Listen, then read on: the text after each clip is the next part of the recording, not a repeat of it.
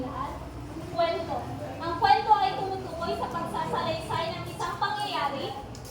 Maaari itong pasalita o pasulat. Ang kwento ay maaaring mahaba o maiksi. Ang kwento ay isang uri ng isang pagsasalaysay ng isang pangyayari o isang sitwasyon.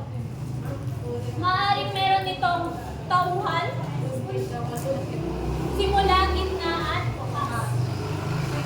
Dito rin, maaaring ipahayag ito sa pamamagitan ng pasalita. Sa pasalita naman, pwedeng ikwento mo sa ibang tao, di ba? Para magsalin-salin sa iba. Tapos, pwede rin itong ipahayag sa pamamagitan ng pagsulat o pasulat. Dito, naglilimbag ka ng isang libro o compose gano'n.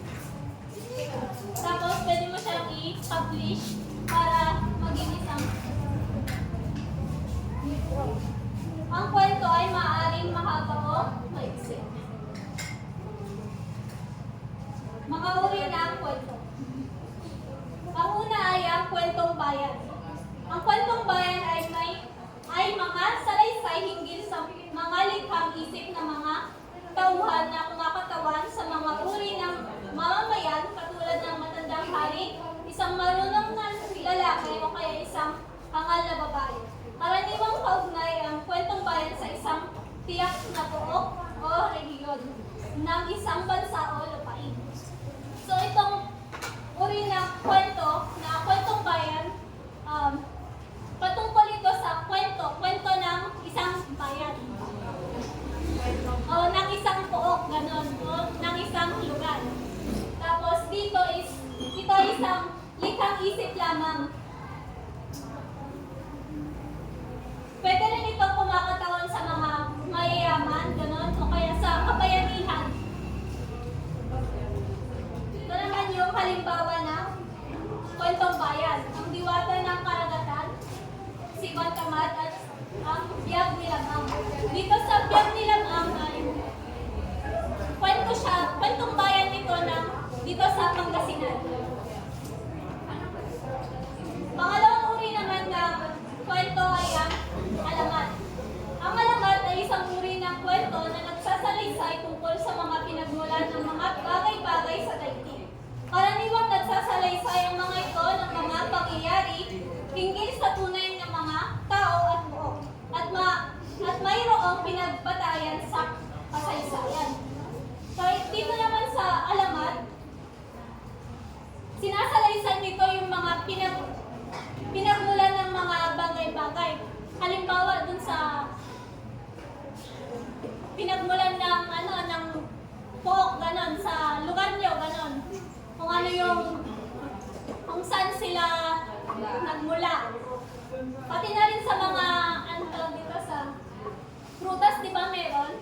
Ano yung alamat? Alamat na? Pinya. Pwede rin ito, pinagbabatayan ng sa kasaysayan. Ito yung halimbawa ng alamat. Ang alamat ng pinya, alamat ng saging, alamat ng paghari. Ang pangatlong uri naman ay ang pabula. Ang pabula ay may kwento ng karaniwan at tungkol sa mga hayop na kapupulutan ng kabutihang asal. Dito naman sa pabula ay yung mga tauhan, di ba, yung mga hayop. Sila yung nagsisilbing karakter sa kwentong yon. Tapos sila yung nagbibigay ng kabutihang asal o mabuting mensahe sa mga bata na kapupulutan nila. Pangapat, halimbawa, ang palaka at ang kalabaw, si Goneo at si Pagong, si Langgang at si Tipaklong, at ang aso at ang kanino. Pangapat ay maikling kwento. Ay isang kwento na tumatalakay sa isang mahalagang pangyayari sa buhay ng tauhan. Maikli lang ito at may isang pangunahing mensahe o paksa. Dito naman sa maikling kwento, maaari lang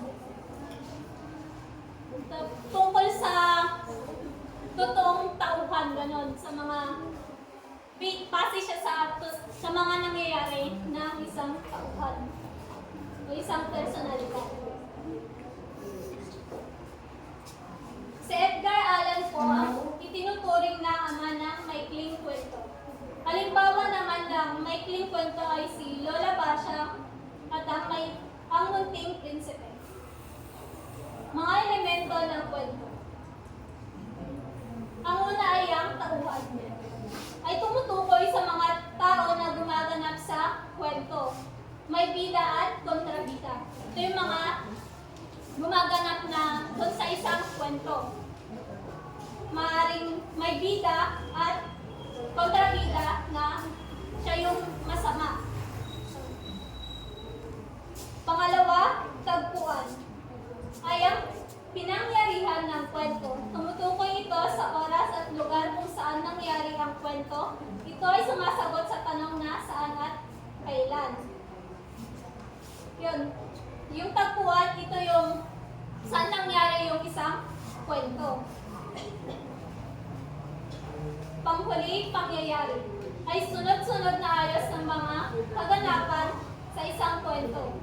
Gumagamit tayo ng mga pananda upang matukoy ang tamang pagkakasunod-sunod ng mga ito gaya ng una, sumunod, bago, pagkatapos o wakas. Ang pangyayari ay nagpapakita ng suliranin at kalutasan sa kwento. Dito di ba sa kwento may simula ganon, gitna o katawan, tapos yung sa wakas. Meron din dito, makikita natin sa isang kwento yung mga suliranin o kalutasan ng isang tauhan doon. Yun lang.